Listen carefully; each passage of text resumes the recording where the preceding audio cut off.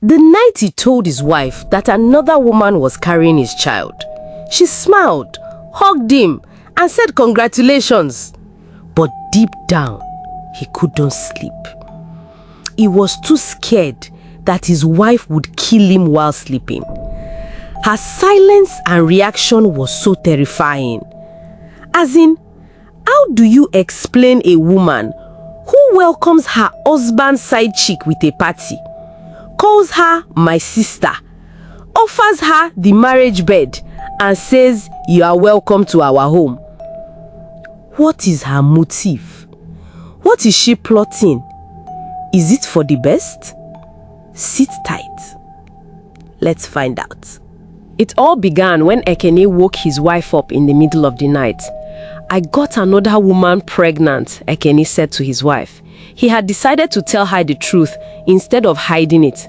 It was a mistake, but I've told her to keep the baby. It's a boy. You know, we've not had a child in the 10 years we've been married. I have waited patiently, but I decided to try outside. I still love you. Please forgive me. Sophia hugged him gently and said, "Okay, no problem. I'm happy for you. Congratulations." Then she quietly went to the bedroom and slept. Ekene was shocked. He didn't understand why she didn't shout or cry. Her calmness scared him. He decided not to sleep beside her. Instead, he stayed on the couch in the living room. What kind of woman hears this and says nothing? No anger? No questions? He whispered to himself while looking at the ceiling. That night, he made up his mind to keep a safe distance from his wife. The next morning, Sophia woke up with a warm breakfast. "Honey, good morning. Eat fast so you can go to work." She tapped his shoulder gently. "And why did you sleep here last night? I missed you in bed." After she left for work, Ekene flushed the food down the toilet. How can she be so calm? Am I in danger? He whispered. That day at work, he bought food and told himself never to eat her food again. In the evening, he hid food in his bag and ate in his car before going inside the house. "Welcome home, darling," Sophia said with a smile. "I boiled water for your bath and cooked your favorite egusi soup." Ekene became more scared. He didn't know how to say no to the food. As soon as she stepped out, he grabbed his phone and ran outside. "There's an emergency at the hospital. I need to go now," he said quickly. Since he was a doctor, it sounded normal. She didn't ask questions. That night, he didn't go home. He slept in his car. The next morning, Sophia welcomed him kindly again. "You look tired. You need rest." Ekene went straight to the bed and slept. In the evening, Sophia served him egusi soup again. When he tried to leave the house, she blocked the door. "I've noticed you don't want to eat my food. What is wrong?" she asked. "I'm under pressure at work," he lied. "Stop lying. You flushed the food I gave you the other day. You think I'll poison you? Is it about the girl you got pregnant? I'm happy about it. In fact, I want her to come and stay with us." Ekene couldn't believe his ears. He thought Sophia would get angry, maybe even move out. That would have given him the chance to marry Juliet. But now Sophia wanted them all to live together. Maybe she wants to poison both of us, Ekene thought. "Honey, did you hear me?" Sophia asked. "Yes, I'll think about it," Ekene replied. The next day he told Juliet, "Surprisingly, my wife agreed, but please don't eat anything she gives you. Be careful until I can find us another house." The next day, Juliet moved into their home. As Juliet stepped out of the car with her big pregnant belly, Sophia was already waiting for her outside the house. "Are you the one pregnant for my husband?" Sophia asked calmly. "Yes, I am. Are you surprised?" Juliet replied with a serious face. She expected Sophia to get angry or fight her. But Sophia smiled. "Not at all. I'm actually happy it's you. In fact, it would rather be my best friend than a total stranger. We've known each other since we were kids. Thank you for carrying my husband's child. You are welcome to our home." Ekene stood behind Juliet, carrying her bags. He was shocked. He never thought his wife would react this way. Instead of getting angry, she welcomed Juliet like family. "Let's carry your things inside," Sophia said as she picked one of Juliet's bags. Ekene, feeling ashamed, helped carry the rest. Juliet didn't carry anything. She just walked inside and sat quietly on the couch. Soon they heard people laughing and clapping in the dining room. Ekene walked in and was shocked to see that a mini party had been arranged. Guests were eating and smiling. "What's going on?" Ekene asked his wife. Sophia smiled. My dear husband, in our culture, when a man brings a new wife home, it is tradition to celebrate. That's why I invited our friends and church members. We are welcoming a new member to the family. Ekene, your wife is right, said Kunle, a friend, as he patted Ekene's back. Congrats, my man, you will soon become a father. Ekene couldn't move. He stood still in shame. Juliet, confused, walked to him and stood beside him. They didn't know what to say or how to face the guests. Sophia clapped her hands to get everyone's attention. Thank you all for coming, she said. You won't know that my husband and I have been trying to have a child for 10 years.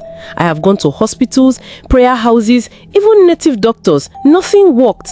But now, my best friend Juliet is pregnant for my husband. I'm very thankful. Thank you, Juliet, for keeping the baby and for agreeing to stay with us. To my husband, thank you for your patience all these years. When this child is born, I will take care of him like he's my own. The guests cheered. Some clapped. Sophia continued serving rice. Ekene felt like disappearing. What was supposed to be a private matter was now public. Everyone will now talk about how he got his wife's friend pregnant. Sophia later dished food for Ekene and Juliet from the same cooler she used for others. For the first time in many days, Ekene ate her food. He believed that since others were eating from the same pot, she couldn't have poisoned it. That night, Ekene and Juliet slept on a mattress in the living room. Sophia entered and said something that made both of them even more afraid. I have vacated the bedroom for the both of you. I will now sleep in the guest room. Please, Juliet, accept this with love. I only want what is best for my husband, you and the baby. Then she quietly left. Ekene and Juliet looked at each other scared. What kind of woman gives up her matrimonial bed to her husband's side chick? Juliet whispered. I don't know what she's planning, but I'm not sleeping here tonight. They both quietly stepped outside and slept in the car. The next morning, Ekene and Juliet woke up inside the car where they had slept. We can go inside now, Ekene said. My wife has gone to work. She always leaves early, so she won't be late to school. Juliet looked tired and unhappy. This kind of life is not good for a pregnant woman. Why should I be sleeping in a car when I have my own house? I don't think I can continue living like this. Please don't go, Ekene begged. I'm with you. I'll support you through this. I've accepted the baby. I'm ready to take care of you. Juliet looked at him seriously. Do you hear yourself? You're also afraid of your wife. She embarrassed both of us by throwing that party, and you didn't say anything. She walked into the house and started packing her bags. Ekene quickly followed her and stood by the door. Please don't leave. Just give me till evening. I'll talk to her. Please, Juliet. Juliet dropped the bag and turned to him angrily. What are you going to say to her? Are you going to ask her to finally act angry? Or ask her to chase me away so you can marry me properly? Is that your plan? Ekene didn't know how to answer. He just touched her gently, trying to calm her down. Slowly, he drew her close. She relaxed a little, and they sat on the couch. One thing led to another, and they made love right there in the living room. After they finished, Ekene stood up, got dressed, and left for work. Juliet was tired and fell asleep on the couch. Around 3 p.m., Sophia came back from work. She walked into the living room and saw Juliet sleeping. Ah, Juliet, how are you feeling? You must be tired because of your condition. Have you eaten anything today? Juliet pretended to be half asleep and quickly lied. Yes, I ate some rice. Sophia looked at her, knowing she was lying. There was no rice cooked in the house. Well, I bought you ice cream, some juice and apples, Sophia said kindly. You can eat the apple first, drink the juice and enjoy the ice cream later. I heard pregnant women love cham cham, she added with a laugh. Juliet was shaking inside. She slowly took the items and placed them beside her. She didn't touch them. Sophia looked closely. Why are you afraid of me? She asked. That was when Juliet lost her temper. Because I know you want to poison me and my baby. What kind of woman throws a party for her husband's side chick? You are pretending to be nice, but you are evil. Sophia stayed calm. No need to shout. You are lucky. You are carrying a child. That's a blessing. Just relax and carry the baby in peace. Juliet wasn't done. She stood up and slapped Sophia hard across the face. Sophia held her cheek in pain, but didn't slap her back. Instead, she smiled. You will hurt yourself, Juliet. You are pregnant. My mother always said pregnant women have mood swings, so I understand. Don't worry, we'll soon carry our baby in joy. Juliet was shocked by her calmness. She quickly picked up her phone and ordered a ride. In 10 minutes, the Uber arrived. She carried her bag, entered the car, and left, never to come back. Later that evening, Ekene returned from work. He looked around the house. Where is Juliet? He asked. She was here when I went into the kitchen to cook, Sophia said, pretending to be worried. He rushed outside, his heart beating fast. Sophia followed him, but he turned and shouted, "Stay back!" He jumped into his car and drove off, full of anger and confusion. Juliet's Uber dropped her at the start of her street. The road to her house was very bad. Because it was rainy season, the place was full of mud. Cars couldn't enter there, only motorcycles. It was around 6 p.m. The sun was going down. Juliet pulled her bag on the muddy ground. She was very tired. As she walked, a motorcycle rode up behind her and stopped. "Good evening," the rider said. "Let me give you a ride. It's free. You are pregnant, and it's not good for you to walk with a heavy bag." Juliet looked at him and said, "Thank you, but I'm almost home. I'll walk." But deep inside, she was really tired and needed help. She had felt her baby kicking her stomach since she got out of the Uber. "I really want to help you," the man said again. "My wife is also pregnant. I understand what you are going through." He got off the bike and took her bag gently. Juliet hesitated, but agreed. She got on the bike. She thought the ride would be short, just about 5 minutes. But the road kept going. Juliet became worried. She tried to ask the man why he hadn't stopped, but her mouth felt heavy. She couldn't speak.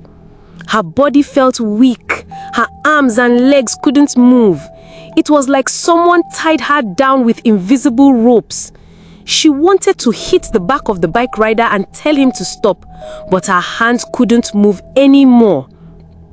The rider turned into a bush path. Then, deep in the forest, 4 other men were waiting. They came out. They tied Juliet's hands and legs and made her sit on the ground like a slave. "Where am I?" she asked, scared and confused. Her head was spinning. "You've been kidnapped," the man said coldly. Juliet looked around. The men had guns. One had a cutlass on his waist and it had blood on it. "Please don't hurt me. I'm pregnant. Please have mercy." The men laughed loudly. "You are not going anywhere," the rider said. "We'll call your man. If he doesn't bring money, we will kill you and sell your body parts." Meanwhile, Ekene arrived at Juliet's house. The door was locked. He used the spare key she had given him and opened the door. The house was empty. No sign of Juliet. He became very worried. He stepped outside, took his phone, and quickly dialed her number. A man picked up. "This is not Juliet. We have kidnapped her. Bring 25 million naira in 14 days, or she dies. No police, or it will be worse." The call ended. Ekene stood frozen. His hands were shaking. His eyes were wide. His heart was racing. He had heard stories of people being kidnapped before, but he never thought it would happen to someone close to him. Juliet had told him that Sophia was acting strange. Now he wondered, could Sophia be behind this? He ran to his car, drove home with speed, and almost had an accident on the way. He rushed into the house, eyes full of anger. "You did this, right? You're happy now," he shouted at Sophia, who was calmly watching TV. "What are you talking about?" she asked, surprised. "Don't pretend. You had Juliet kidnapped. She warned me. You're wicked." "I didn't do anything. I love Juliet. Why would I hurt her?" Sophia said, tears rolling down her face. For the first time, she was truly crying. But Ekene didn't care. "I'm calling the police." Minutes later, police officers came and arrested Sophia. Ekene followed them to the station. Sophia sat on a bench at the back of their van. 2 policemen with guns guarded her. At the station, she was taken to the interrogation room. "Did you kidnap your husband's girlfriend?" the officer asked in a strong voice. "No, I didn't," Sophia replied calmly. "She's lying," Ekene shouted. "Mr. Ekene, be quiet," the officer said. "Let me handle this." Sophia explained her movements. She went to work, then returned home and hosted a party for Juliet. The officer looked surprised. "You held a party for your husband's side chick?" "Yes," I welcomed her. The officer took her phone and checked her call log. Nothing suspicious was found. He handed the phone back. "There is no evidence that she kidnapped anyone," he told Ekene. "All I've seen shows she's been good to your girlfriend. We'll open a case and try to find the girl, but your wife is free to go." They released Sophia. She and Ekene drove home in silence. Later that night, Ekene went to the toilet. Sophia picked up his phone and checked his last dialed number. It was Juliet's number. She quickly used her own phone to call that same number. "Hello, this is Sophia. I'm Juliet's sister. Please don't harm her. I'm bringing the 25 million naira." She then ended the call. It was 10:30 p.m. Sophia quietly took a bath and went to bed. She knew that the next day would be war. It is now close to 72 hours since Juliet was kidnapped and tied up in the thick forest. The kidnappers had only fed her once and given her only 1 bottle of water, and the water has finished. She was becoming very tired and weak. She was thinking of taking her own life by tying the rope around her neck, but she thought twice about it because of her baby. Juliet was already more than 8 months gone before Ekene decided to tell his wife about the pregnancy. This means that there were only a few days left before the estimated delivery date she was given in the hospital. As she was in the bush suffering in the hands of the kidnappers, her baby would constantly kick in her tummy. "Hang on, son. Mommy is facing some troubles right now. Please hang on. I pray I'm alive to see your face when you are born. I hope I won't die in this bush. God, please, if you are there, listen to my cries and come through for me. Even if I'm dead, please preserve my baby," Juliet said to herself on the 3rd day of her stay in the bush. The kidnappers do not allow her to go anywhere, not even to ease herself. When nature called, she was asked to urinate and poo on herself. It was a pitiable condition for a pregnant woman. "The sooner your family brings our 25 million naira, the better for you. If we butcher your body and sell, we will make more than 25 million naira. So it is better for us to even kill you," the biker who brought Juliet into the bush said. He was very heartless. Juliet's waist was beginning to ache because of a long period of sitting down. Each time she is tired of sitting, she stands up and holds her protruding belly. Juliet knows that there is no way Ekene can afford 25 million naira. So she has accepted her fate to either die in the bush except for any divine intervention. On the evening of the 3rd day, Juliet went into labor. The stress she has gone through in the forest made the baby to start coming 5 days earlier than her delivery date. She used her hands to tear her dress. She tore her undies too, not minding that the kidnappers were watching. "Jesus, what What am I going to do in this bush? I'm bleeding. Oh my God, please protect my baby, Juliet said as she touched her body and saw blood rushing out like a tap. The blood stained her white undies as well as her dress.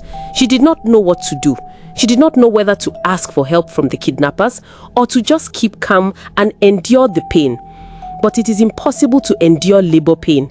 A woman in labor will shout even if you threaten to kill her because the pain is usually excruciating. So Juliet opened her mouth wide and shouted with a loud voice. Her voice rang in the bush like a school bell, summoning children to the assembly ground. Please help me, I'm in labor, Juliet said to the kidnappers, but none of them showed her any sympathy. They kept drinking alcohol and smoking weed. Shut up there, my friend. Do we look like nurses to you? Do you think we are midwives? We are kidnappers, and we don't care about you or your baby. In fact, if you give birth here, we will gain because we will sell your baby to ritualists. The leader of the kidnappers said with a husky tone, damaged by weed. Please help me. Please help me. Remember, you have mothers. You were given birth to by a mother. If you treat me like this and let me die, I will curse you, Juliet said in deep pain. She was still bleeding and the baby had started coming. Because she was tired due to the stress of staying in the bush, she was unable to push properly. She pushes once and rests for like 30 minutes before pushing again. Juliet knew that she was risking the life of the baby.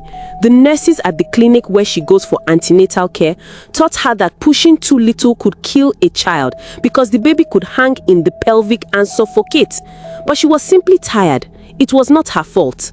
The leader of the kidnappers picked up Juliet's phone and called Ekene. My man, we are still waiting. And luckily for us, your wife has gone into labor. If she gives birth, we will kill her and sell the baby if you fail to come and give us our money. Remember, 25 million naira, no police, the kidnapper said and hung up. Ekene was terribly shaken. He was at home as he could not go to work because of mental stress. He called the police, but they said they had no clue on how to start looking for Juliet, since there were no leads. They needed more time to investigate since Ekene did not have the money and the kidnappers did not use their own phone to call. The kidnappers then called Sophia shortly after they called Ekene. Madam, you said you are bringing our money.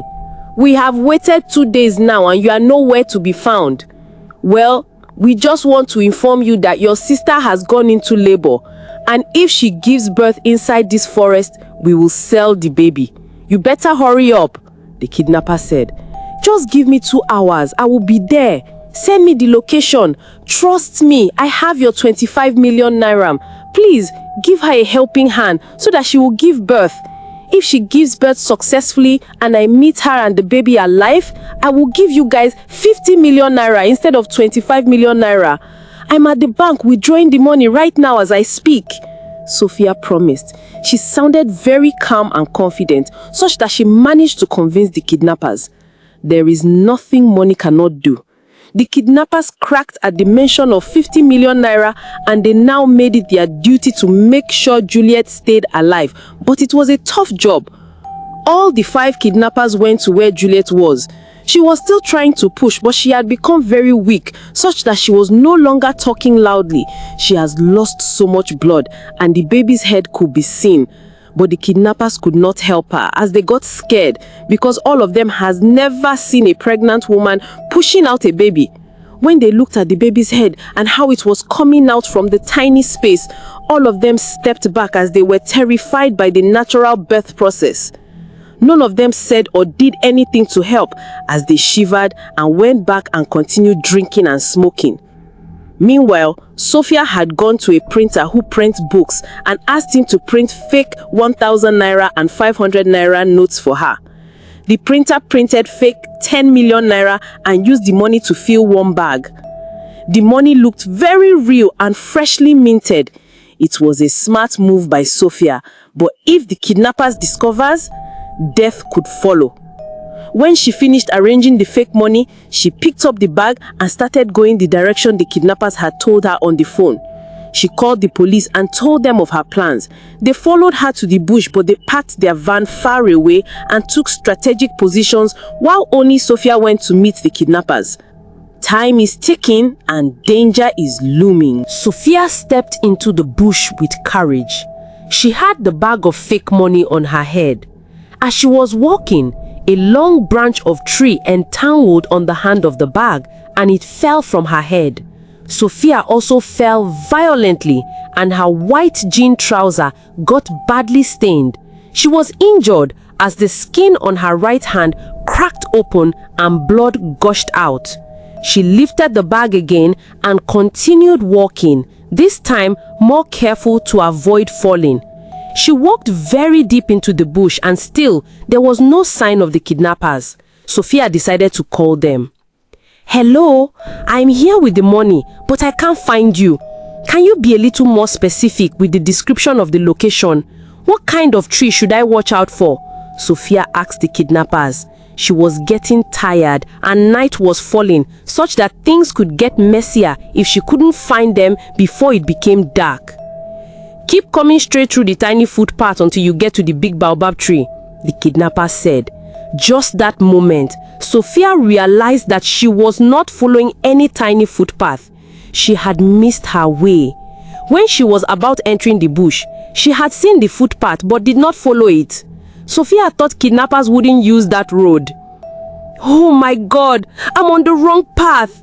I have to go back to where I started. I hope I won't fall and die before I find them," Sophia said to herself as she turned and started going back. Just as she lifted her legs to start going back, she felt a sharp sting on her right leg. Sophia shouted with a loud voice and the bag of money fell from her head. She looked back and saw a big snake meandering and trying to get away. Sophia stood up and pursued the snake and hit its head with a big wood and it died instantly. It was a black mamba, a very dangerous snake with toxic venom. Sophia is a biology teacher, so she knew instantly that she was in great danger. The venom of black mamba could kill a human. "I'm in serious danger," Sophia said as she stood up and walked to a small palm tree close by. She held the palm frond down and removed a lot of leaflets and then used it to form a rope. She learned how to do that from her late mother, who taught her how to use the leaflets to form rope to tie firewood when she was in the village as a teenager. After she made the rope, she tied it around her upper leg to prevent the venom from getting to the other parts of her body faster. Sophia then stood up and started running as fast as she could. As she ran, she was getting weaker because the venom from the black mamba snake had started to spread and slow down her strength. Soon, Sophia found the tiny footpath and followed it straight. Soon, she started hearing voices and she knew she was getting closer to the kidnappers. But she had become very weak because of the snake bite and she was already bleeding from her ear and nose. Sophia's body was shaking and shivering and her leg was swollen badly. "Oh my God, I can't make it. I'm dying.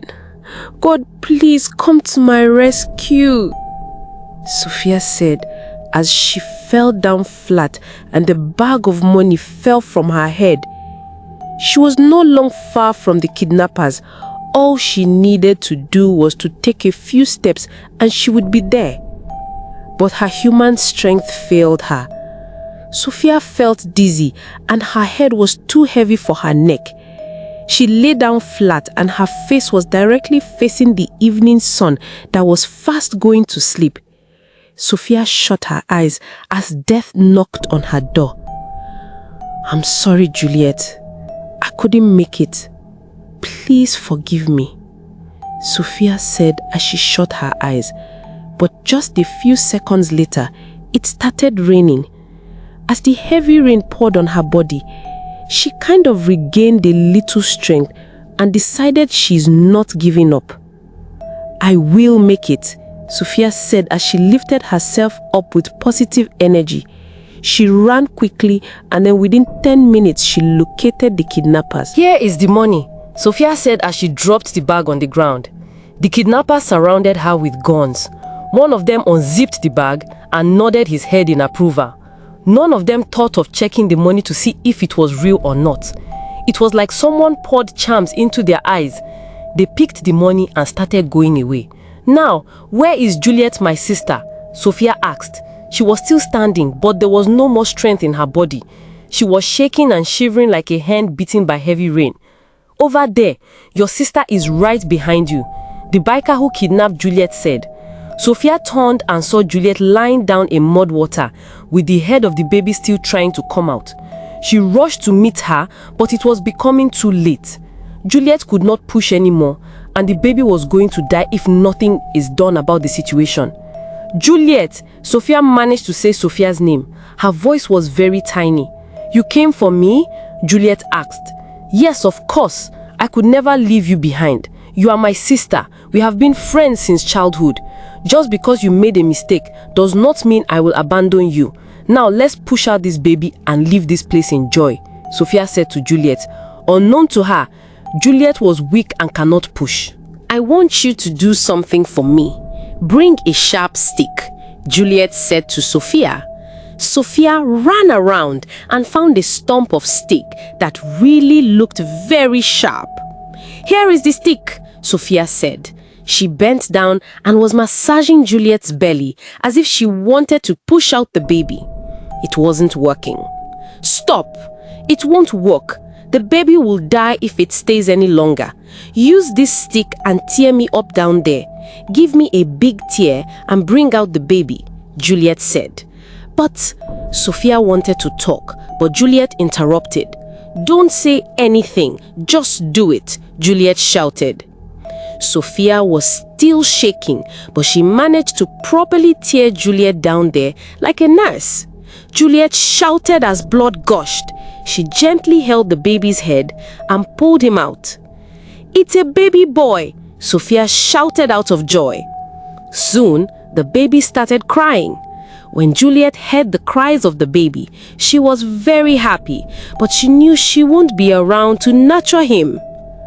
Sophia, I'm sorry for sleeping with your husband. It was a mistake. Please forgive me. But you see, this baby is not his.